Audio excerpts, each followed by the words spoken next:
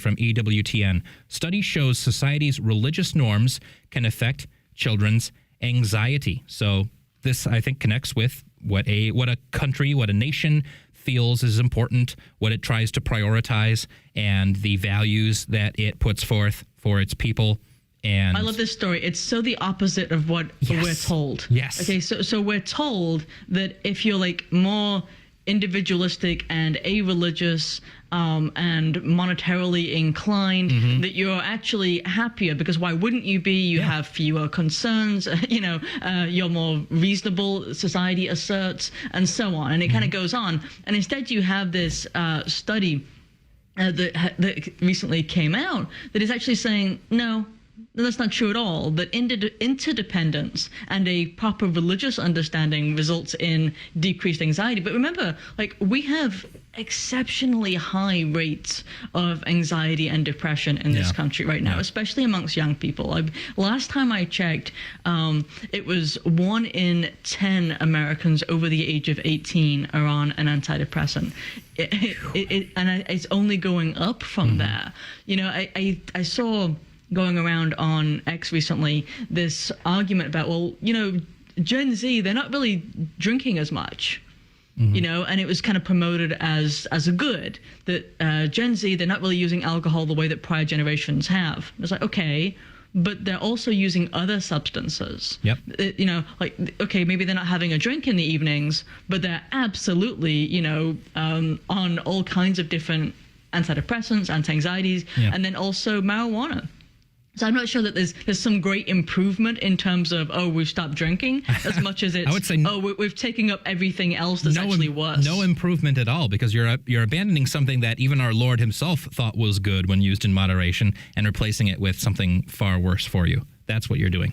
You're far better off indulging in taking a little wine for your stomach, as the apostle says, and imitating our Lord's literal first public miracle. You're far better off with that than you are with drugs and other ways to dull your senses and cope with the stress and the anxiety. But what I also find interesting about this study, Sarah, is that, well, we just spent a long time ranting about communism, ranting about Freemasonry, and yet here's a study that says, well, actually, community and interdependence lead to less anxiety. And so, okay, well, so, you know, you're contradicting yourselves with what you're praising here. Well, no, because our entire point is that Freemasonry, communism, these are things that take, I think you can argue that they take certain things that are goods in a Catholic context, and they twist them, they pervert them, they pursue them for the wrong reason, or they use them as a sort of a disguise for their own agendas. This happens with pretty much anything that's not rooted in Catholicism proper. And that is why they become attractive. We live in a weird nation, this Western educated, industrialized, rich, democratic. That's what we live here in the West. We live in a society that prioritizes independence. And then when this leads to anxiety, because you have nothing to rely on, you are so independent. Rugged individualism is a big part of the American identity. Especially an American conservative, quote-unquote, identity. And people who feel this anxiety, this detachment, well, they want something to attach to. They want to rely on something. They want to be part of something. And you have these loud voices in Freemasonry, in communism, in socialism, in all of these distorted ideologies and mindsets. And it says, look, you can come be part of something bigger. You can be part of the group. We'll stick up for each other. We'll help each other, and we'll help you get what you feel like you want. And sometimes that's trying to take from the haves and give to the have-nots, quote unquote, and so on and so forth. But it's all being done in a distortion of what you can actually find in Catholicism. Yes, kind of.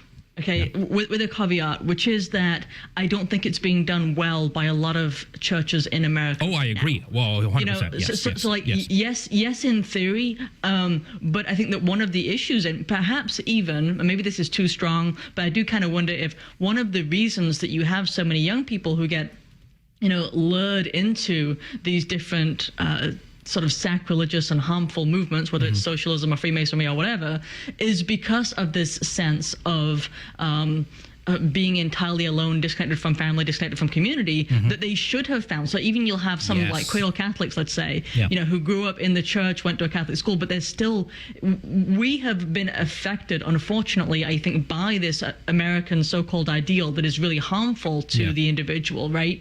And so we don't have the same community that we were supposed to have. And that ironically, I think that you do have under persecution, under like, I guess you could say more aggressive persecution. You'll have Catholics who really do come together and support each other a lot more than here, where we don't really feel like there's persecution per se, and therefore we just kind of act in a much more grossly individualistic way, which is harmful to ourselves and to those who would be or ought to be around us, right? We're trying to live in a way that is disordered, and we should know better as Catholics. Yes, I 100% agree, because there's an emphasis on, and part of this is the emphasis on material goods and on material pursuits in the West. And this is part of the criticism of industrialized society, where you go where the jobs are, right? So you leave your hometown, you leave your home parish, you move halfway across the country or all the way across the country to maybe first to go to school, and then you move again the other direction across the country to get your job. And you have no roots, you have no connection. And America used to still understand the importance of roots and community.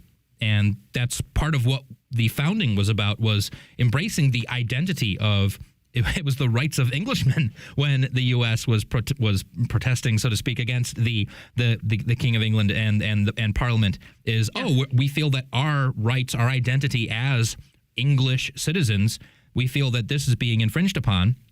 And then you stand up and eventually it becomes this founding of a new nation, but there's still a sense of identity, a sense of having these roots. So even as the frontier pushes west, it's about building communities.